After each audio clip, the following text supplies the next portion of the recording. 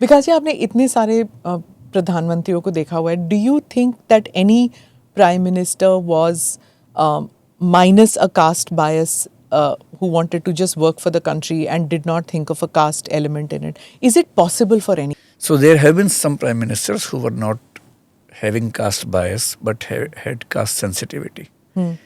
For example, the first prime minister, Mr. Nehru. मुझे ऐसा example ध्यान नहीं आ रहा कास्ट बायस उनके मन में रही हो.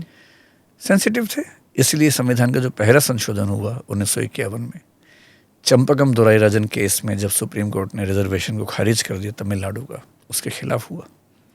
9 शेड्यूल बनाई और आर्टिकल 15(3) उसमें इंट्रोड्यूस किया, 15(4) इंट्रोड्यूस किया. तो प्रोटेक्टिव डिस्क्रिमिनेशन को सपोर्ट करना इज नॉट बायस. क्योंकि बीजेपी के कई लोग कहते हैं that he was, I mean उनको पंडित जी कहते हैं. ये भी मैंने देखा है कि किसी को उनके कास्ट के हिसाब से अगर आप किसी को कह रहे हैं तो you are automatically admitting subconscious level पे. मुझे ये बात आज से 5 साल पहले समझ में आई है, 7 साल पहले. पंडित जवाहरलाल नेहरू हम बोलते ही आमतौर पे. 7-8 साल पहले सोशल मीडिया पे एक पोस्ट मैंने पढ़ी, हमारे मित्र ही हैं, जर्नलिस्ट हैं. उन्होंने कहा कि कभी आपने किसी और जाति के नाम से पहले उसका सरनेम सुना है, कास्ट नेम सुना है? नहीं सुना. हमने कब कहा वैश्य बनारसी दास गुप्त आ रहे हैं? हम तो नहीं कहते ऐसा. कहीं कहीं ठाकुर हो जाता है, चल जाता है कि ठाकुर XYZ आ रहे हैं. लेकिन जो निम्न जाति हैं उनका नाम तो अपमान पैदा करता है, सम्मान पैदा नहीं करता है. किसी जाति का नाम सम्मान पैदा करे इसलिए आप उसके नाम से पहले जाति के नाम बोलें, ये भी तो काइंड ऑफ कास्टिज्म है सबकॉन्शियस लेवल पे.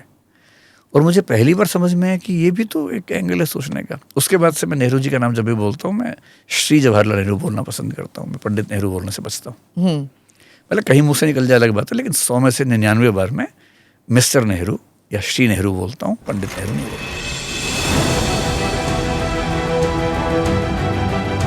नमस्ते, जय Hind. You're watching ANI podcast with Smita Prakash. अगर हम उसको मस्जिद कहेंगे तो फिर विवाद होगा. इशू इस टूटा है क्या भारत? 400 पार का मतलब ये है कि संविधान खतरे में है. क्या हम लोग ये निर्देश देते हैं कि फला को गिरफ्तार करके जेल डाल? वही तो कह रहे हैं सब. ये बेबुनियाद निराधार आरोप. सच्चा सुनना चाहो देखो स्मिता प्रकाश ANI. It does not lie.